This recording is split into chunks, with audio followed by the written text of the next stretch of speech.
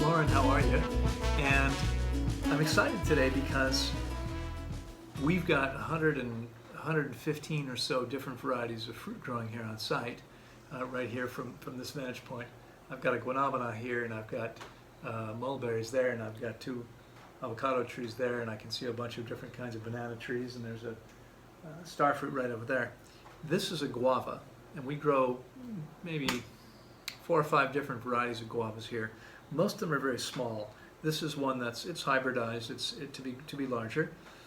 They're hard to grow because there's a fly that lays its eggs. The larvae hatch, crawl inside, and you've got worms inside the fruit most of the time. So when these are grown, they're typically bagged. And most of the guava trees we have lots of them that grow the little Creole guavas, but it's a lot of work for a little tiny bit of fruit. But we've got a few like this, and so these are actually the first ones we've tried bagging. And this is one of the first ones. This is the first one that I'm going to have a chance to actually try. So let me grab a knife. I'll cut it open first.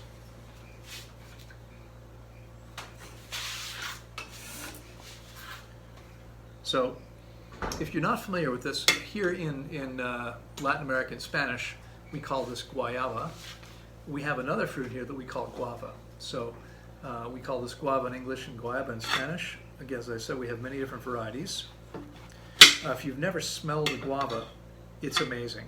They have this really, I don't even know how to describe the scent, but it's fantastic. They've got a lot of little seeds in them.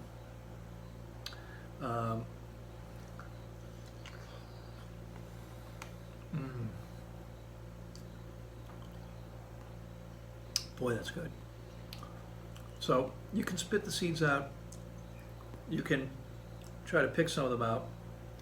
You can just swallow them without chewing them. That's fine. They're not going to hurt you. They're going to pass right through your body. If we lived in nature, we'd be depositing them on the ground in perfect fertilizer. That is so good. Wow.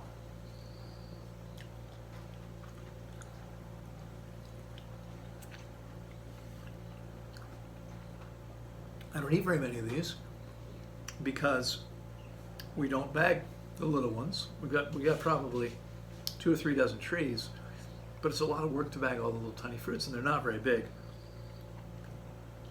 Only about that big or so. Now this one being maybe 6 times the size, it's worth the effort. But the rest of them, because we don't bag them, they're almost always filled with worms. So I just as soon not eat things filled with worms. Boy, that's good. The little seeds are quite hard, so it's easy when you encounter one to just stop chewing and let it pass.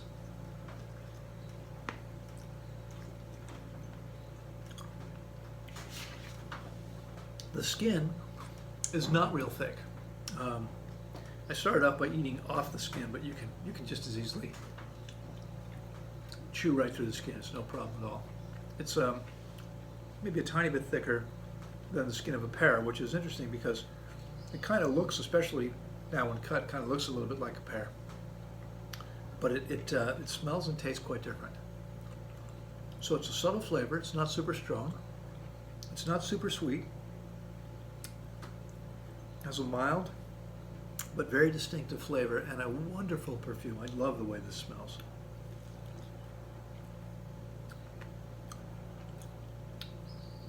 In the US, I think you'll often find, like in gourmet shops, you'll find things like guava jelly and so forth. But it's hard to, I haven't seen that many fruit in shops in the US. Here, these things grow like weeds. The trees pop up all over the place. It's just as I said, most of the time, you'd have to eat around the worms. I don't really want to share my food with worms. So I wind up not eating them most of the time. And this is really a pleasure. Fortunately, what's happening here, I mean, hopefully we're about to take on 27 more acres, which means a lot more space to plant fruit trees. Much of the land we've already planted, not all of it, but much of it doesn't require so much maintenance because we've planted it in a way with ground covers so that we don't get so many weeds in there. And once we've got everything like that, it'll take less time to maintain, and there'll be more time to simply, bag fruit, for instance, if we choose to.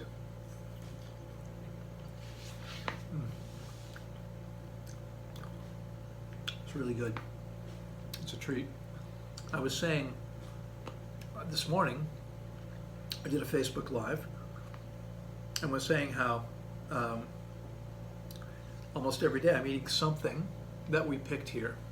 And that's amazing because there's nothing like fruit that's ripe because it was picked at the right time, not because it was picked early, gassed, shipped thousands of miles and then gassed to be ready to eat it.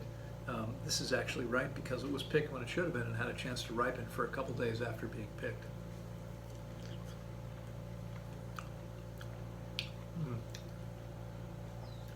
It is so good. So, now these fruit year round. So if you're here for the fruit festival in March, there's a good chance you'll get a chance to try some of our guavas. And maybe what we'll do is we'll bag a bunch of them, even the small ones. We'll go to the trouble of bagging a bunch, so we'll have a bunch of fresh guavas this year. We had them here this year, we just didn't eat them. But this coming festival in March 1st to 8th, we should be able to have some of those ready for you so you get a chance to try these and maybe try some of the different varieties, because as I said, we have at least 3. I think we might have 4 or 5 varieties, at least 3 of them I can think of. Anyway, enjoy.